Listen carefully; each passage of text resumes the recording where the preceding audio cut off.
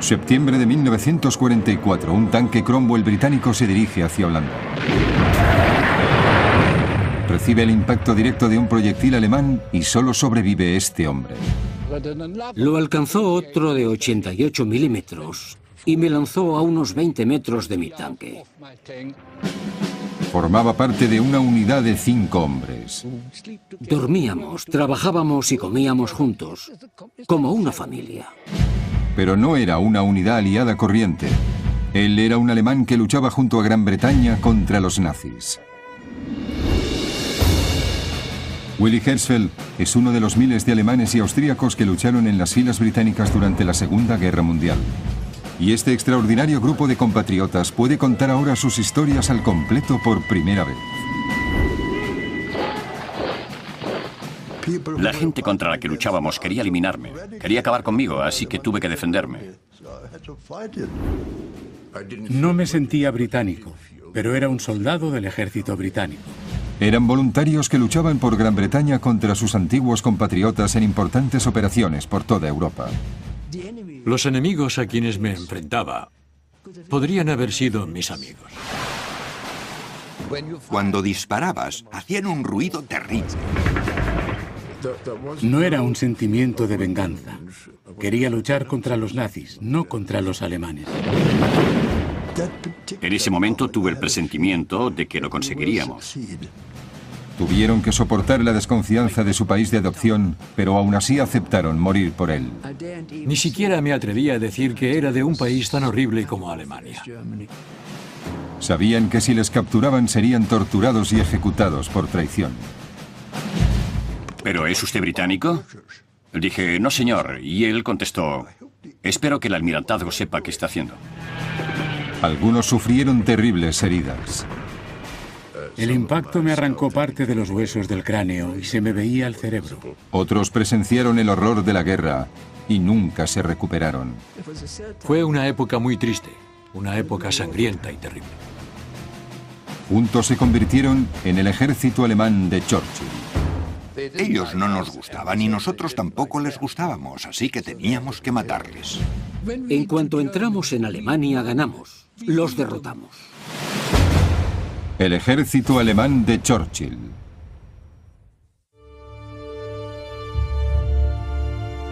Klaus Hugo Adams está considerado el mejor diseñador de producción vivo de Hollywood.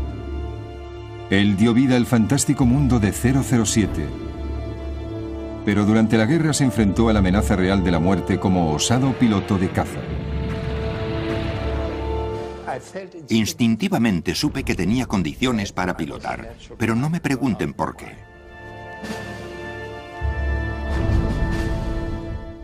Es un cohete Typhoon. Había olvidado lo enorme que era este avión.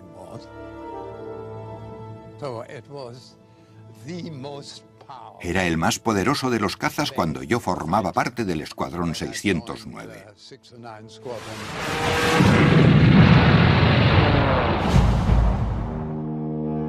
Klaus fue el único alemán que se sepa que fue piloto de caza de la RAF, pero su vida empezó de forma muy diferente. Su padre era propietario del famoso almacén de deportes y moda S. Adam, del centro de Berlín. Yo era muy feliz, extraordinariamente feliz. Mi padre era un hombre muy generoso. Adoraba a sus hijos y a su mujer, mi madre. Y nos mimaba demasiado. Pero cuando Hitler subió al poder en 1933 y con el consiguiente veto a los negocios judíos, su idílica vida quedó destrozada rápidamente. Las ventas descendieron, pero él era muy optimista y montó un nuevo negocio. Fue una barbaridad y una verdadera locura hacerlo.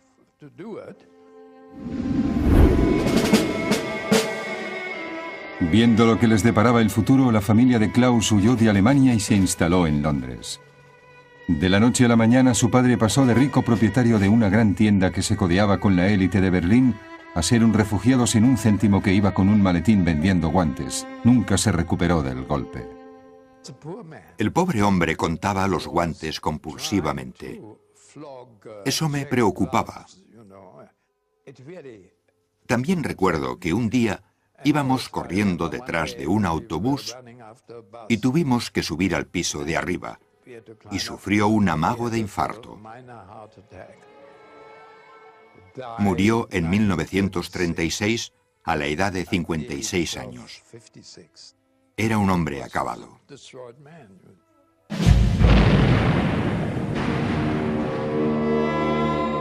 En el otoño de 1944, Willy Hirschfeld fue trasladado desde el frente al Escuadrón C, el octavo de húsares, que avanzaba por Holanda en dirección a Alemania. Este es aproximadamente el lugar en el que fue alcanzado mi tanque. Era un alemán que luchaba con los británicos, pero sus compatriotas alemanes mataron a sus mejores amigos. Fue una explosión tremenda. Conseguí salir y miré dentro por la torreta y vi cosas terribles. Durante casi un año apenas se habían separado. Su tripulación británica lo había tratado como a un hermano. Desde el primer momento siempre fuimos un equipo.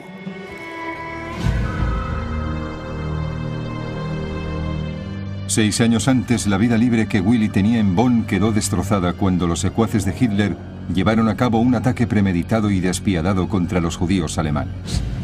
Detuvieron a 30.000 hombres y los enviaron a campos de concentración. A la mañana siguiente, Willy se encontró viviendo en la calle. No sabía qué hacer. ¿Debía volver a casa y seguir trabajando? El jefe de la fábrica en la que trabajaba me dijo: Willy, tenemos que despedirte. No habían pasado 2 minutos cuando llegaron los de la Gestapo, unos hombres robustos, con chaquetas de piel, lo típico de ellos.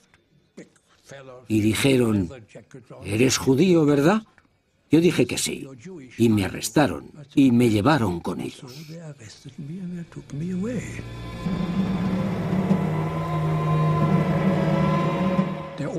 Abrieron las puertas del tren y había hombres de las SS con fusiles que nos golpeaban y nos daban patadas. Y entonces miré por la puerta y vi el campo de concentración. Era Dachau. Nos quitamos la ropa, estábamos totalmente desnudos.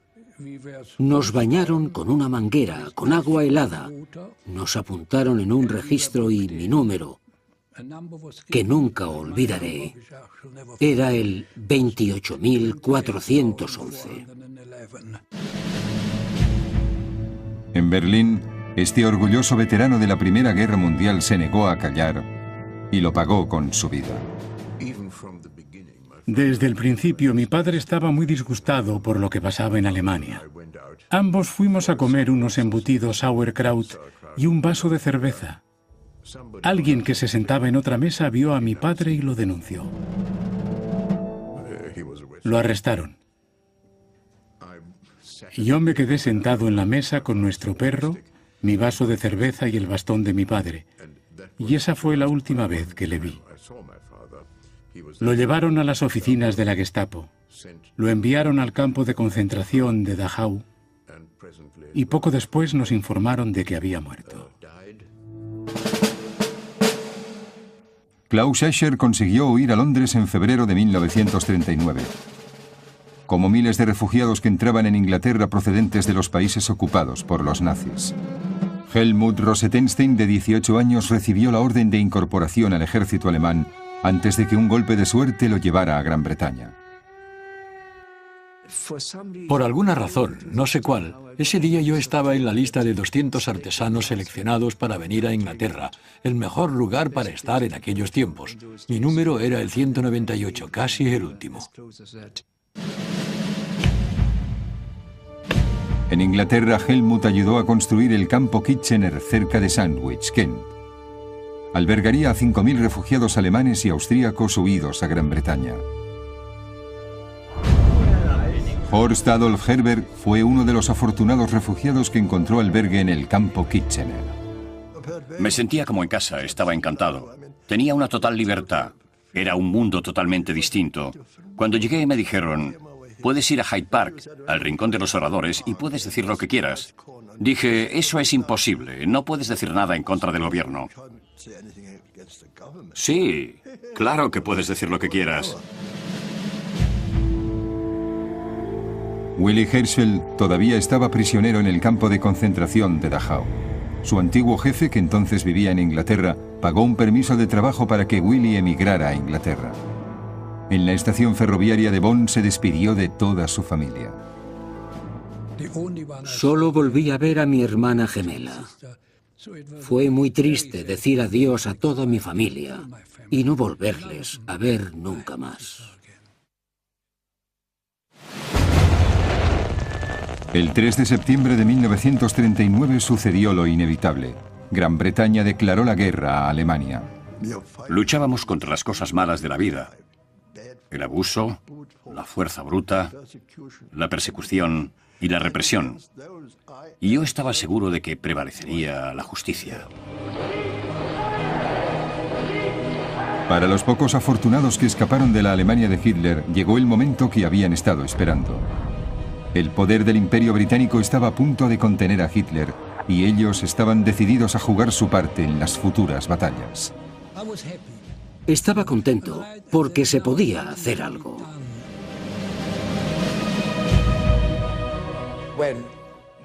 Cuando estalló la guerra, fue casi un alivio, porque presentíamos que íbamos a acabar con ellos. Los refugiados alemanes eran muy conscientes de la ironía. El país que les había brindado seguridad estaba en guerra con el país en el que habían nacido y crecido. Inmediatamente fueron clasificados como enemigos ajenos. Ajeno significa extranjero. Diferente. En cuanto se declaró la guerra a Alemania, ni siquiera me atreví a decir que había nacido en un país tan terrible como Alemania.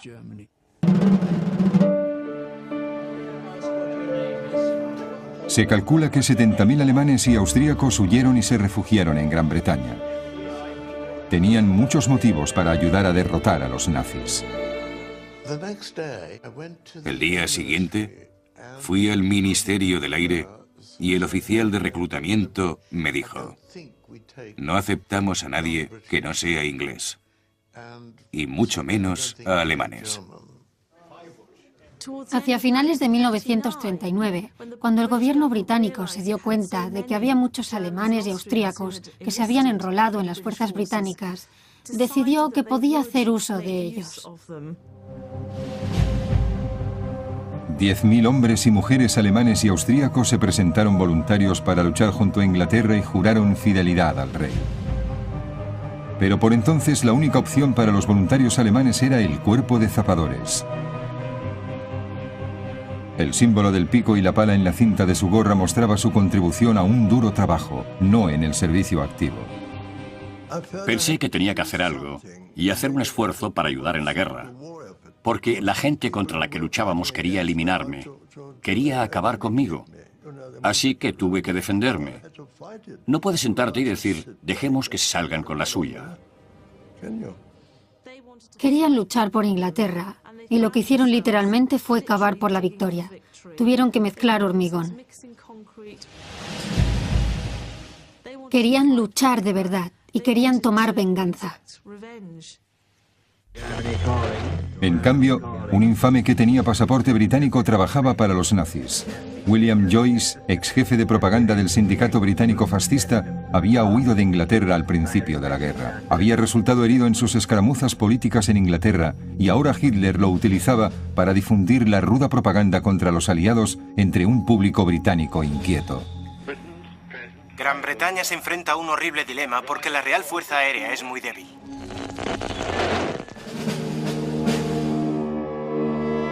La invasión de los nazis parecía ir ganando terreno. Muchos temían que los espías de Hitler estuvieran infiltrados entre los refugiados alemanes. Los que estaban en el cuerpo de zapadores estaban seguros, pero miles de refugiados fueron arrestados e internados. Una mañana íbamos a ir a nadar, pero a eso de las 9 llamaron a la puerta y había un coche de la policía local y me dijeron que venían para internarme. En ese momento no internaron a todo el mundo, pero yo no tuve suerte. El señor Churchill dijo, mejor prevenir que lamentar. Un año después de escapar de Dachau, Willy Herschfeld fue encerrado otra vez. Esta vez fue enviado a Australia en un infame barco de transporte de tropas, el Dunera. Fueron 9 terribles semanas de viaje en horribles condiciones. Los trataban mal, y algunos de los guardias con brutalidad. A la mayoría le robaron sus pertenencias. Se lo quitaron todo, pero yo no tenía nada. En 1942 el gobierno se dio cuenta del valor que tenía poder reclutar soldados que hablaran alemán para luchar tras las líneas enemigas. Se enviaron agentes del MI5 para seleccionar a refugiados de élite en el cuerpo de zapadores para luchar contra los nazis. Algunos de ellos enfrentaban a una muerte segura si eran capturados tras las líneas enemigas. Se trataba de un grupo de hombres que tenían algo especial. Nos asignaron un oficial que hablaba alemán con un acento suizo muy distintivo. Era muy reservado con su pasado. Entonces nos dimos cuenta de que íbamos a ser comandos, lo que era dar un paso de lo ridículo a lo sublime, del cuerpo de zapadores a una unidad de élite.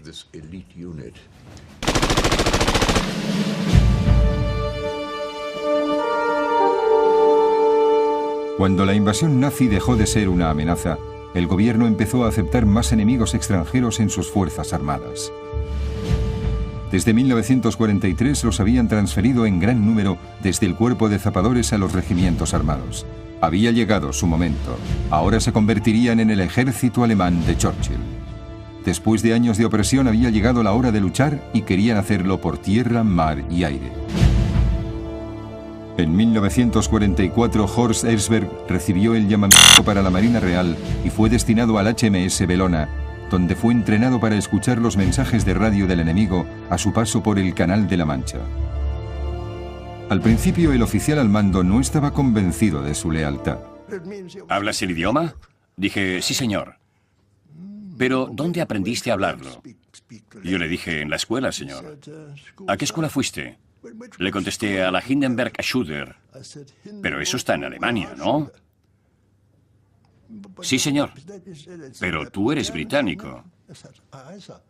Le dije, no, señor. Y dijo, bueno, espero que el almirantazgo sepa qué está haciendo. Los alemanes que lucharon por Churchill se enfrentaban a la tortura y la ejecución si se descubría su pasado alemán. Por eso, antes de partir, cambiaron sus nombres por otros típicamente ingleses. Klaus Adam se convertiría en Ken Adam. Horst Pinschaber se convirtió en Jeffrey Perry. Helmut Rosettenstein se convirtió en Harry Rosny.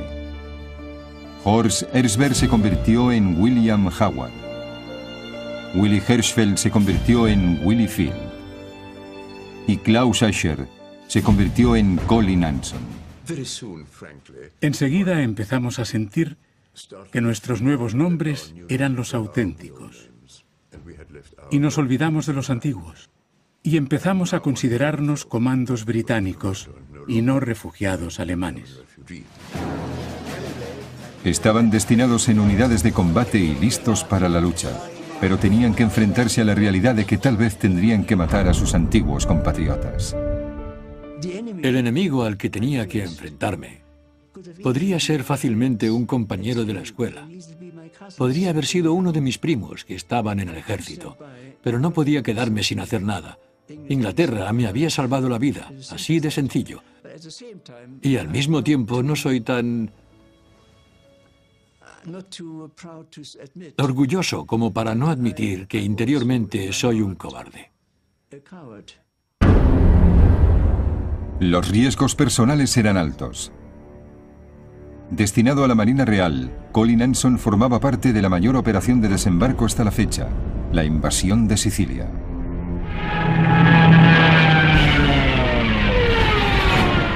Cuando su barco recibió el ataque de los bombarderos Stuka, sufrió graves heridas en la cabeza y tuvo que esperar toda la noche la llegada de los barcos de rescate. Me dejaron entre los últimos. Me dejaron para el final porque no pensaban que pasara de esa noche. El impacto me arrancó parte de los huesos del cráneo y se me veía el cerebro. Un trozo de metralla me entró por el casco. Se me clavó en el cráneo, lo traspasó y se alojó detrás. Y ahí sigue todavía. Estuve en un catre junto a un joven soldado alemán.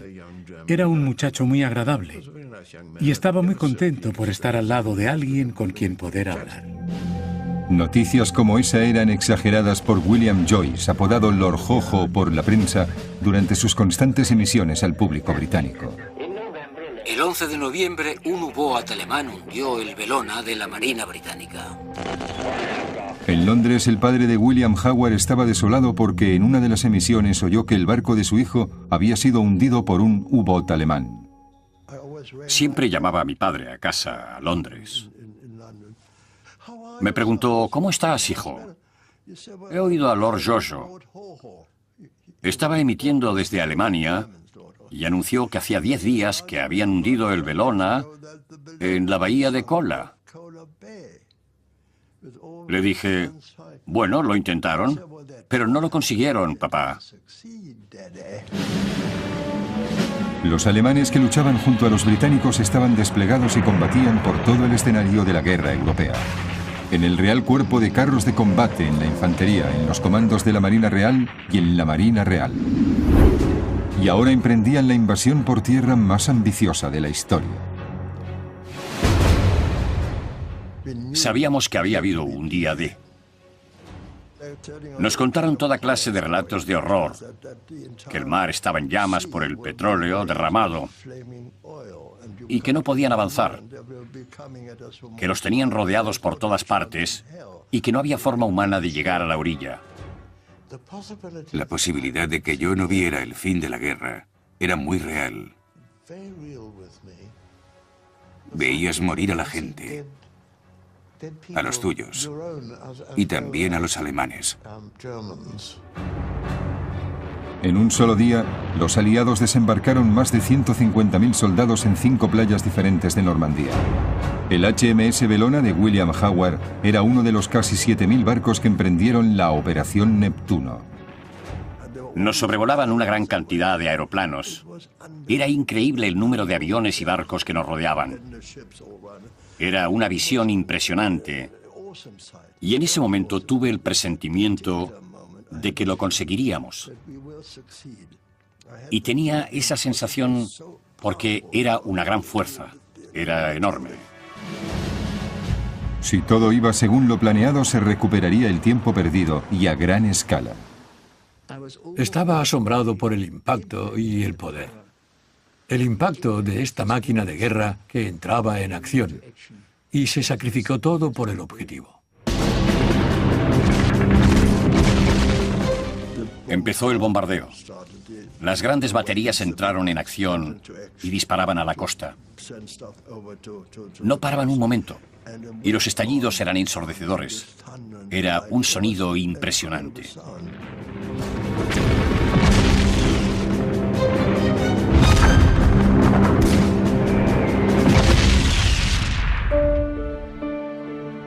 Willie Field había regresado de su internamiento en Australia y fue destinado al Real Cuerpo de Carros de Combate como conductor de tanques en el Escuadrón C, octavo de húsares. Después del éxito del desembarco de Normandía cerca de Arromanches, su tanque Cromwell avanzaba hacia Alemania. Por fin tenía un papel activo y nuevos amigos con un objetivo común a pesar de su diferente procedencia. Fue maravilloso para mí. Era lo mejor que me podía pasar en la vida. No se trataba de una venganza, pero dije que sí y lo disfruté. Me trataron muy bien. Todos sabían de dónde era yo, sabían cuál era mi religión. Pero era uno de ellos y me trataban como a uno más. Y eso fue maravilloso. El éxito del día D dio empuje a la campaña de los aliados y la maquinaria de guerra nazi empezó a tambalearse. El Escuadrón 609 de Ken Adam, armado con cohetes Typhoon, había devastado los blancos enemigos en todo el norte de Francia, pero se pagó un precio muy alto por el éxito. El espíritu del equipo era contagioso, pero en mi libro de anotaciones se lee: Woody ha sido derribado, envuelto en llamas. Éramos amigos desde hacía un año. No podía creer lo que sentía. Era duro y no dejaba que me afectaran esas cosas. No me han dado a mí. Me protegía a mí mismo de cualquier emoción. Tu mejor amigo caía de repente envuelto en llamas. Pero la primera reacción no era decir, pobre muchacho, sino, gracias a Dios que no me ha tocado a mí. Cuando aterrizabas, la reacción era otra. Pensabas, Dios mío, era terrible. El objetivo del escuadrón de Ken eran las tropas y los tanques alemanes atrapados en la zona de Falaise, Francia. Los pilotos raramente veían tan de cerca los impactos de sus ataques aéreos, pero unos días después, su comandante invitó a Ken a examinar la devastación causada en tierra. El olor era terrible. Y después de una hora de recorrer la zona de la Falaise, vimos a los SS hinchados y llenos de gusanos. Era horripilante. Me dijeron que cogiera uno de los Volkswagen del Estado Mayor y lo llevara a nuestro escuadrón. Rociamos totalmente el plástico con un desinfectante, pero no pudimos eliminar el olor a muerte. El olor dulzón a muerto era terrible. Cuando las fuerzas británicas avanzaban por el norte de Francia, a Harry Rosny se le ordenó permanecer en Normandía. Era tallador y se le necesitaba para marcar las tumbas de miles de soldados caídos. Estábamos instalados en tiendas en las afueras de Bayeux y mi compañía fue la primera que se trasladó, porque yo era tallador y me necesitaban. Los muertos están apilados, tenemos las cruces, pero hay que rotularlas y no hay nadie que sepa hacerlo excepto tú. Así que me enviaron a la unidad de registro de tumbas y ese fue mi trabajo. Tuve que quedarme allí. No es lo que yo quería, me sentía mal haciendo aquello. Me dijeron, no hay nadie que sepa hacerlo. Fueron tiempos muy tristes, una época terrible. Espero que no vuelvan jamás. Disculpen.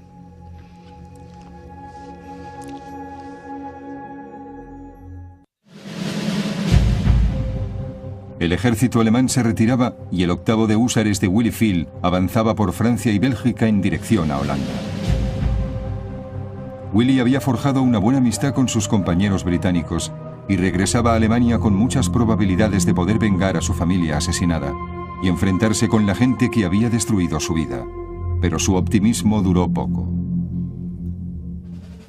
Este es aproximadamente el lugar en el que fue alcanzado mi tanque. Puedo señalarlo en el mapa, un mapa antiguo que tengo aquí. Fue más o menos entre Schindel y Uigel y debíamos haber seguido hacia Nijmegen. De repente su tanque fue alcanzado por los disparos de una unidad antitanques alemana. Fue una explosión tremenda. Tuvo que ser un 88 milímetros y dio directamente en la torreta. Salí y miré dentro por la torreta y vi cosas terribles. Todos estaban muertos, excepto el operador de radio que aún vivía. Conseguí sacarlo y lo dejé detrás del tanque. Y entonces nos dio otro proyectil de 88 milímetros. Me tiró al suelo, a unos 20 metros de mi tanque, y me hirió en una pierna. Nos recogieron, pero desgraciadamente el otro herido murió de camino al hospital.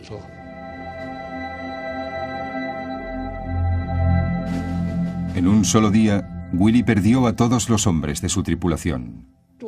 Dormíamos, trabajábamos y comíamos juntos, como una familia. Y fue muy difícil para mí asumir la pérdida de esos hombres, que eran mi única familia. Además de perder a sus compañeros, parecía que Willy había perdido la oportunidad de vengar las atrocidades que había sufrido. En esos momentos, la Alemania de Hitler se enfrentaba a la perspectiva de una humillante derrota, y las emisiones del Lord Jojo eran aún más fanáticas que nunca. El ministro británico de desinformación ha sido aterrorizado por las mujeres y las niñas británicas. En los campos del norte de Francia, Harry Rosny estaba rodeado de muerte. Por una extraordinaria coincidencia tropezó con la tumba de un compañero del colegio que había visto por última vez a cientos de kilómetros, en Berlín. Me encontré con esa sencilla tumba en la que estaba sepultado James Blunt. Era mi amigo y se sentaba a mi lado en la escuela. Era un chico muy agradable, mi mejor amigo, muy cariñoso. Todavía lo recuerdo, un buen chico y un estupendo futbolista.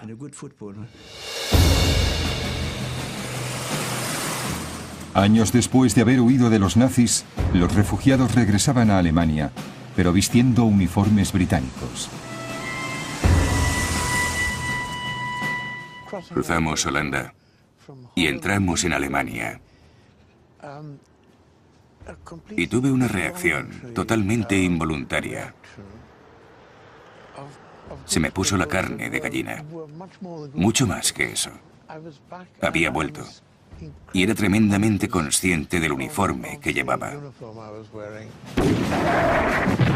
Willy, que acaba de perder a sus compañeros de la unidad de tanques, había vuelto al Escuadrón C e hizo amistad con un oficial de alto rango del 8º de húsares.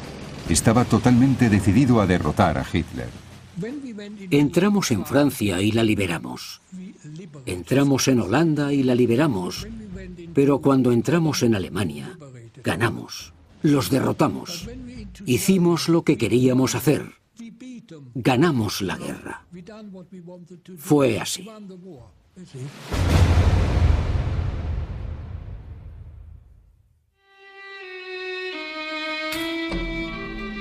Pero la gran alegría por la victoria terminó pronto, ante la clara evidencia de lo que los nazis habían hecho a los judíos en los campos de concentración. Geoffrey Perry había presenciado la carnicería en La Falaise del norte de Francia. Entró en el campo de Bergen-Belsen y allí fue testigo de un grado de maldad sin precedentes. Contar que había montañas de zapatos que habían pertenecido a personas muertas no es nada. Pero es terrible ver montañas de cadáveres en posiciones diferentes y grotescas. Entre el caos, se aproximó a un superviviente desesperado por encontrar a su hijo. El hombre, casi un esqueleto, le dio una carta. La forma en que cogí aquel pedazo de papel, y seguramente no volveré a coger un papel como ese, es algo que no olvidaré en mi vida. Aun sabiendo que las posibilidades de que el moribundo encontrara a su hijo eran nulas, Geoffrey entregó la carta a la Cruz Roja. Pero meses después recibió otra carta, esta del hijo perdido. Gracias por habernos puesto en contacto a mi padre y a mí. Ahora estamos juntos. Pude dar con ese hombre, cuyo nombre era Desesperación. Pensé que lo llevaría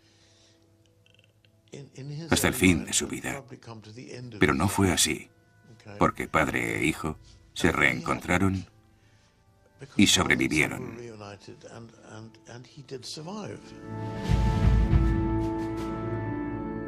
Al piloto Ken Adam se le asignó la custodia de los miles de prisioneros de guerra de la Luftwaffe. Insistió en que los oficiales alemanes de alto rango vieran por sí mismos los horrores de Belsen. Todavía llevaban sus uniformes alemanes y sus condecoraciones. Fuimos todos allí. Fue una experiencia increíble para los germanos. No podían creer lo que veían. Uno de ellos intentó suicidarse la noche siguiente. Aviso a Alemania, aviso a Alemania. Las retransmisiones serán en inglés. El teniente Geoffrey Perry estaba en las fuerzas públicas, cuya misión era conseguir el control de la prensa nazi y las emisoras de radio. Su objetivo principal era apoderarse de Radio Hamburgo, donde se sospechaba que podía esconderse William Joyce. Lord Jojo había estado radiando su propaganda desde aquí hasta el final de la guerra. Pero había huido, era el británico más buscado y Geoffrey iba tras su pista.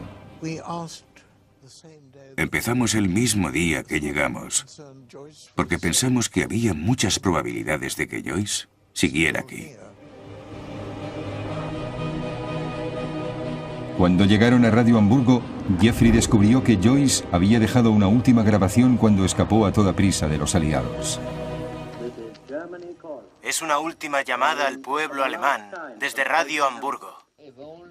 Todos estamos de acuerdo en que los alemanes de Danzig deberían volver al Reich cuando por fin llegue la paz. A las pocas horas de haber tomado Radio Hamburgo, Jeffrey cogió el micrófono que Joyce había usado por última vez 2 días antes e hizo un histórico anuncio a los británicos y a los alemanes. Después de 12 años, en ese momento la democracia volvió a los medios de comunicación alemanes y serían liberados por un soldado británico nacido en Berlín. Aquí Radio Hamburgo, una emisora del gobierno militar aliado. Hemos liberado a Hamburgo. Sí, soy yo. Hace mucho tiempo. 4 semanas después, Jeffrey se enfrentaría finalmente cara a cara con el traidor más infame de la Segunda Guerra Mundial.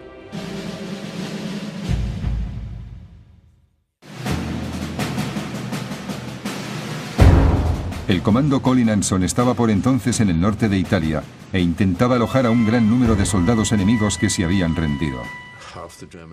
Parecía que nos había caído encima la mitad del ejército alemán. En el primer coche iba un general de rostro pétreo. Gradualmente veías que el color rojo de la tirilla roja de su uniforme con las gavillas de trigo doradas le subía por el cuello y formaba unos rosetones en sus mejillas. Y al cabo de un momento, de repente gritó con un tono peculiar que a veces adoptan los generales. ¿Qué pasa aquí? ¿No hay un comandante en este campo? Yo soy general y como general asumo el control. Cuando era niño, Colin vio cómo su padre era arrestado e internado en un campo de concentración donde fue asesinado. Ahora él estaba al mando. Yo no pensaba tolerarlo y me pareció inapropiado que me dirigiera un general alemán bajo aquellas condiciones. Así que dije: espere, sus hombres entrarán primero. Nunca he visto otra boca más abierta en toda mi vida.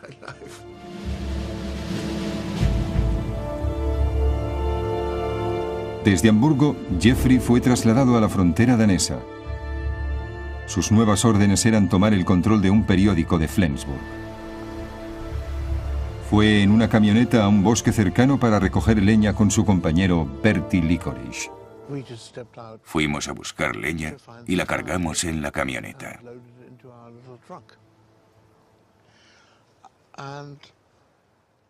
Y yendo por un sendero, me tropecé con un individuo extraño. Hacía menos de un mes, Jeffrey había hablado por el micrófono de William Joyce, y ahora, a más de 150 kilómetros, se encontraba cara a cara con el cabecilla de los torturadores de los aliados. Me encaré con él y le pregunté si era William Joyce. Dijo: no, no soy William Joyce, me llamo Fritz Hansen.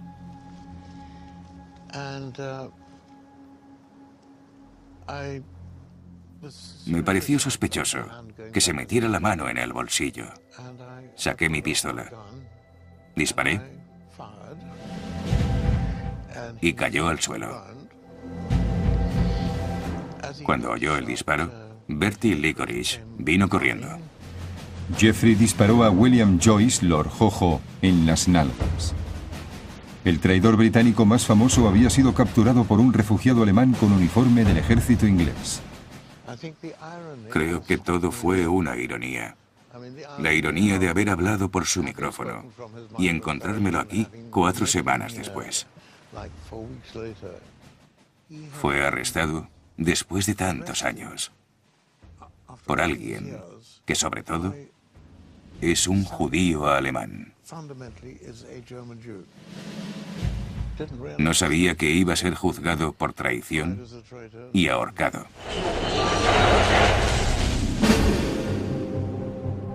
Mientras se llevaba a cabo la gran tarea del desmantelamiento de la Alemania nazi, los alemanes del ejército británico se dirigían hacia Berlín. Muchos intentaban averiguar desesperadamente qué había sido de sus seres queridos que no habían conseguido huir. Hacía 5 años que el comando Colin Anson no sabía nada de su madre. Pregunté si era posible que se hubiera instalado en la zona de Frankfurt y fui en busca de mi madre. Como soldado británico, Colin volvía al país en el que había nacido, pero ya no era su hogar. Regresar a Frankfurt fue una extraña experiencia. Anduve por las calles que me eran familiares, que estaban destrozadas, por supuesto. Pero yo era como el fantasma de un niño alemán con el que ya no tenía nada en común. Contra toda probabilidad, su madre, que era protestante, había sobrevivido. Conseguí encontrar a mi madre y fue una gran alegría volver a estar juntos. Había sobrevivido a la guerra en Frankfurt. Después de encontrar viva a su madre, Colin volvió su atención a quien denunció a su padre. Tuve acceso a los archivos del caso y por ello supe el nombre del hombre que lo había denunciado. ¿Cómo reaccionó Colin, un comando de las fuerzas especiales, al descubrir la identidad del hombre que había sellado el destino de su padre? Habría sido muy fácil visitar a aquel cerrajero. Habríamos ido a dar un paseo al bosque cercano y solo habría vuelto uno de los dos. Pero iba en contra de mis instintos vengarme de forma personal.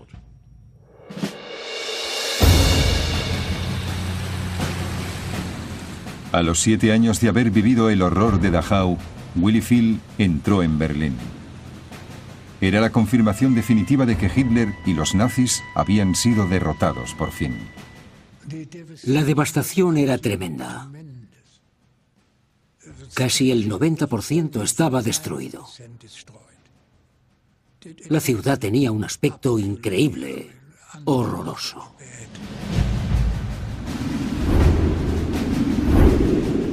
Por fin, Willy podía celebrar la victoria y disfrutar de su contribución a la derrota de los nazis.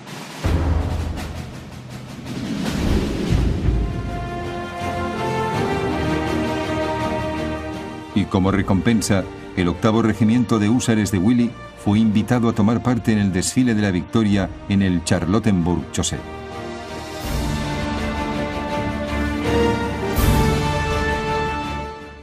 Allí estaba yo, un pobre refugiado alemán tomando parte en el desfile de la victoria. Personalmente me sentí muy orgulloso, sí.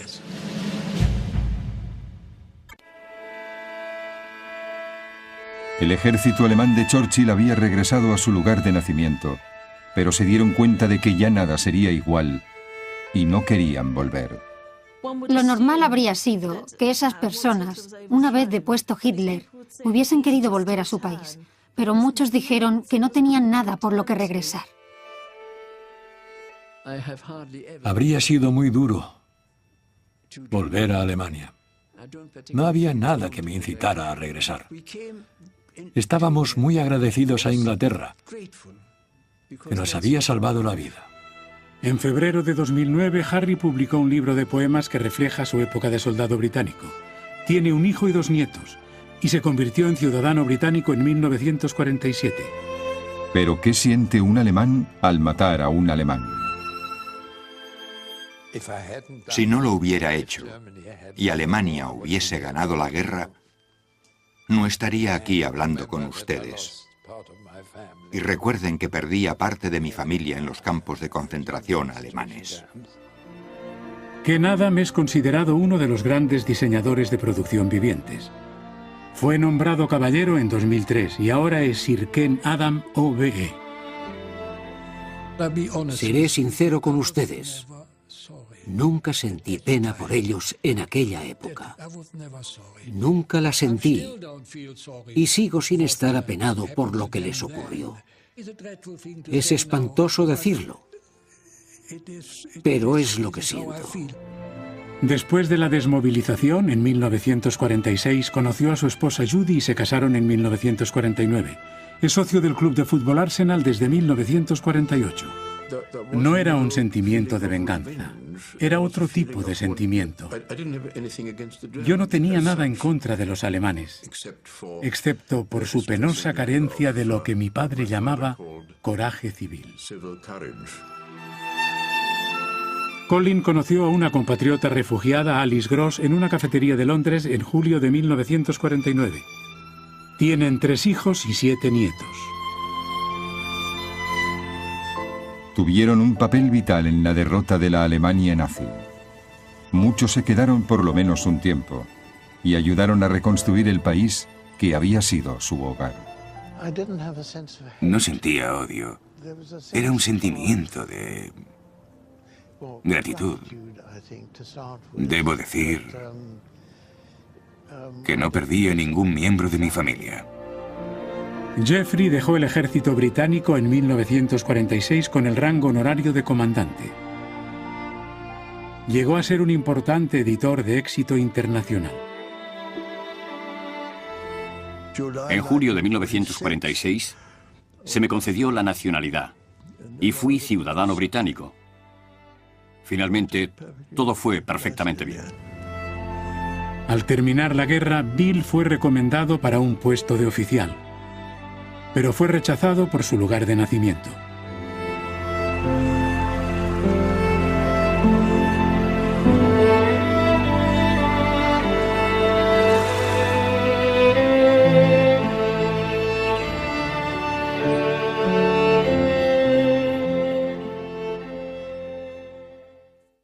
Británica lo había tratado como a un hermano. Desde el primer momento siempre fuimos un equipo.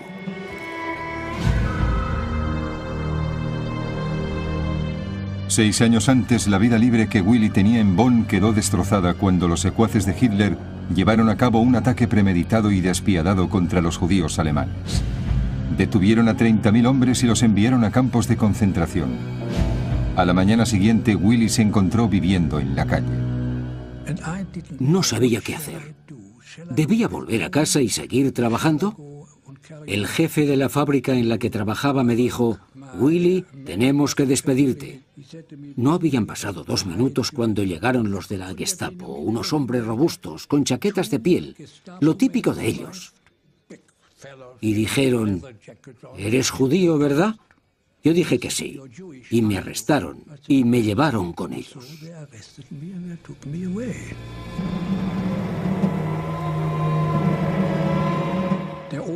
Abrieron las puertas del tren y había hombres de las SS con fusiles que nos golpeaban y nos daban patadas.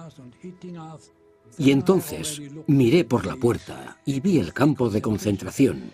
Era Dachau. Nos quitamos la ropa, estábamos totalmente desnudos. Nos bañaron con una manguera. Viendo lo que les deparaba el futuro, la familia de Klaus huyó de Alemania y se instaló en Londres. De la noche a la mañana, su padre pasó de rico propietario de una gran tienda que se codeaba con la élite de Berlín a ser un refugiado sin un céntimo que iba con un maletín vendiendo guantes. Nunca se recuperó del golpe. El pobre hombre contaba los guantes compulsivamente. Eso me preocupaba. También recuerdo que un día íbamos corriendo detrás de un autobús y tuvimos que subir al piso de arriba y sufrió un amago de infarto. Murió en 1936 a la edad de 56 años. Era un hombre acabado.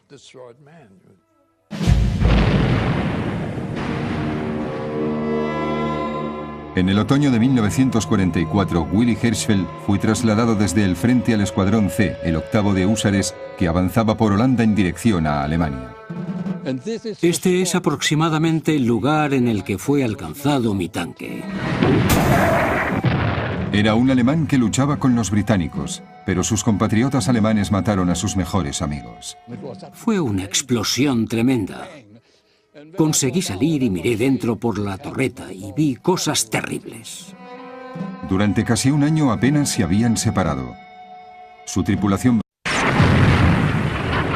Septiembre de 1944, un tanque Cromwell británico se dirige hacia Holanda.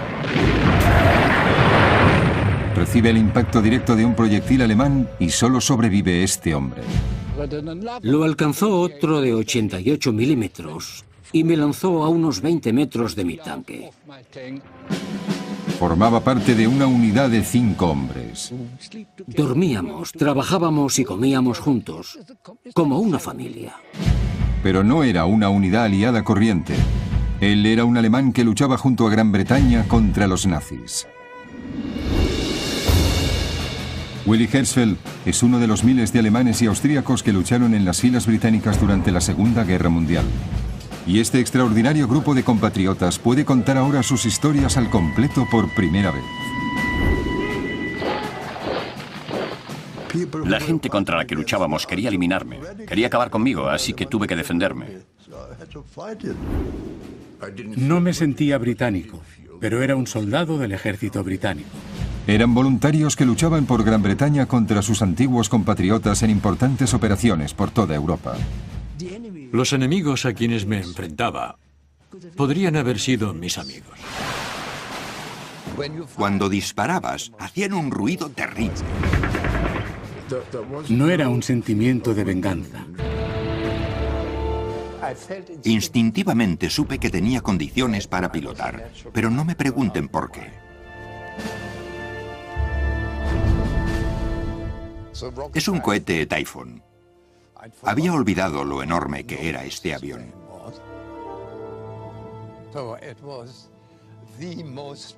Era el más poderoso de los cazas cuando yo formaba parte del Escuadrón 609.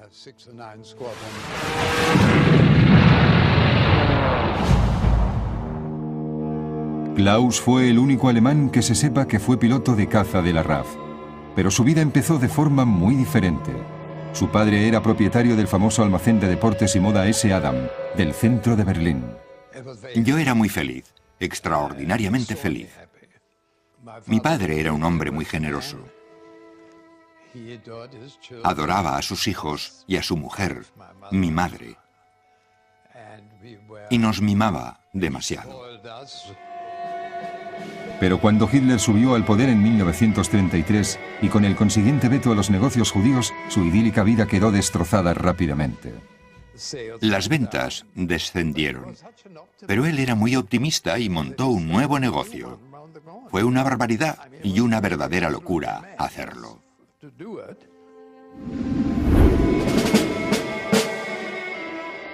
Quería luchar contra los nazis, no contra los alemanes. En ese momento tuve el presentimiento de que lo conseguiríamos. Tuvieron que soportar la desconfianza de su país de adopción, pero aún así aceptaron morir por él. Ni siquiera me atreví a decir que era de un país tan horrible como Alemania. Sabían que si les capturaban serían torturados y ejecutados por traición. ¿Pero es usted británico? Dije, no señor, y él contestó, espero que el almirantazgo sepa qué está haciendo. Algunos sufrieron terribles heridas. El impacto me arrancó parte de los huesos del cráneo y se me veía el cerebro. Otros presenciaron el horror de la guerra y nunca se recuperaron. Fue una época muy triste, una época sangrienta y terrible. Juntos se convirtieron en el ejército alemán de Churchill. Ellos no nos gustaban y nosotros tampoco les gustábamos, así que teníamos que matarles. En cuanto entramos en Alemania, ganamos. Los derrotamos. El ejército alemán de Churchill.